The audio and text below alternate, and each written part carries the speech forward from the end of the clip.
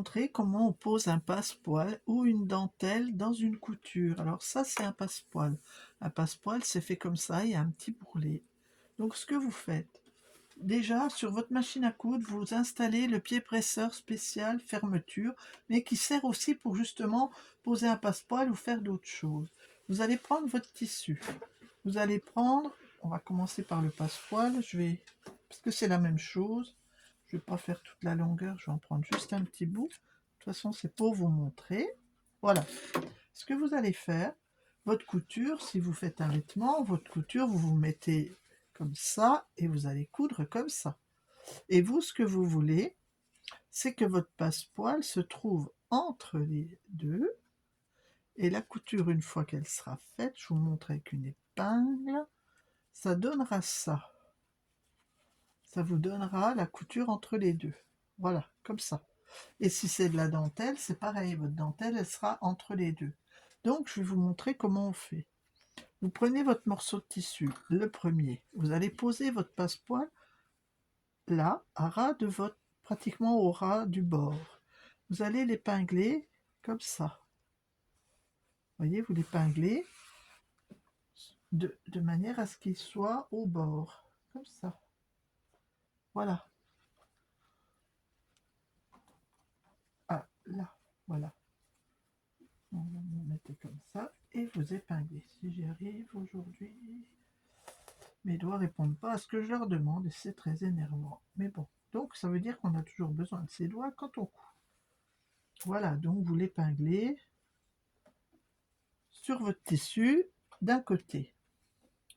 Ce que je vais faire la même chose avec la dentelle, sauf que la dentelle, vous voyez, là, elle est comme ça. Ce que je veux, c'est qu'elle dépasse un tout petit peu. Donc je vais la faire dépasser, vous voyez, de mon tissu, comme ça. D'une distance, pareil, voilà. D'accord? Alors là, elle est plate, mais vous pouvez la froncer aussi, et ça vous fera, entre vos deux coutures, une dentelle froncée. Donc votre dentelle, c'est pareil, vous l'épinglez de manière à ce qu'elle soit bien positionnée sur votre couture. Voilà, comme ça. Alors vous constatez que je mets des épingles à une distance assez grande. Pourquoi? Parce que quand je vais répingler l'autre côté, je vais remettre des épingles en quinconce. Donc là, je suis comme ça. Maintenant, vous prenez votre autre morceau de tissu, vous le reposez dessus, comme ça. Et là, vous mettez votre tissu, voilà, comme ça. Vous laissez ces épingles-là et vous en remettez d'autres, voilà, en épinglant de manière à ce que le passepoil soit pris entre les deux. Comme ça, d'accord? Voilà.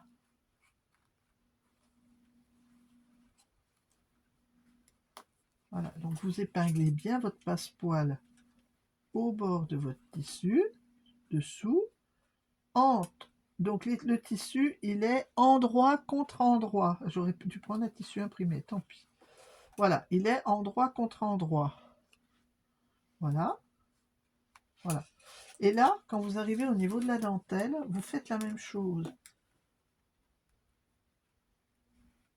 Vous épinglez alors votre tissu. Alors là, la dentelle est plus large, donc c'est pour ça que je la fais dépasser à l'intérieur. Mais vous voyez, là, ce qu'il faut, on y voit par transparence, c'est que votre tissu, regardez, il arrive au même endroit de l'autre côté. Si je pique là, le tissu, il arrive au même endroit de l'autre côté. D'accord? On fait dépasser pareil. Voilà, posez bien à plat. Vous posez bien votre tissu correctement sur votre dentelle et votre tissu de l'autre côté. Voilà, vous le posez bien, comme ça. Voilà, la préparation est importante parce que ça va, si vous voulez, c'est toujours pareil, hein. La coupe, la préparation, c'est important parce que après, si vous avez mal préparé, vous aurez mal cousu. Ça vaut mieux passer plus de temps à préparer. On a toujours l'impression qu'on perd du temps quand on prépare, mais c'est faux, c'est l'inverse.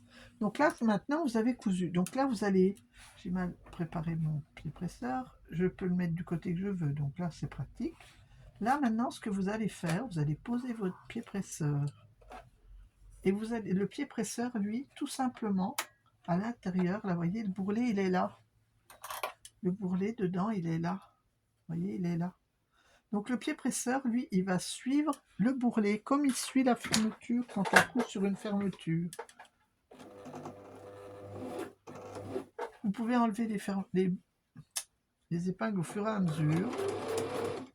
Voilà. Et là, maintenant, vous allez coudre avec le pied presseur. Vous voyez le bourrelet, je le sens là. Au bord du bourrelet.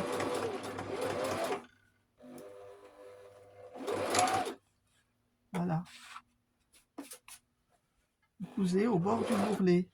Je vais enlever les épingles pour vous montrer.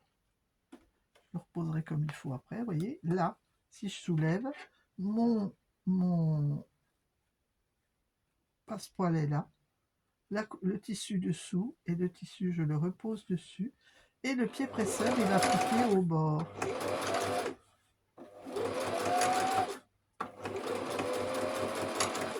Voyez, alors je prends mon aiguille pour vous montrer. Regardez. Maintenant, je vais ouvrir. Et là, vous avez votre passepoil entre les deux coutures. Voyez? Alors maintenant, je vais aller plus loin.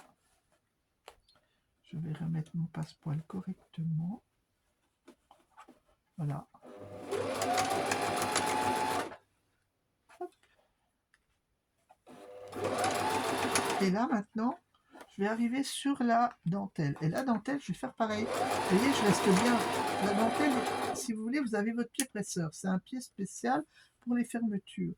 Donc là, dessous, là, vous avez le bord de votre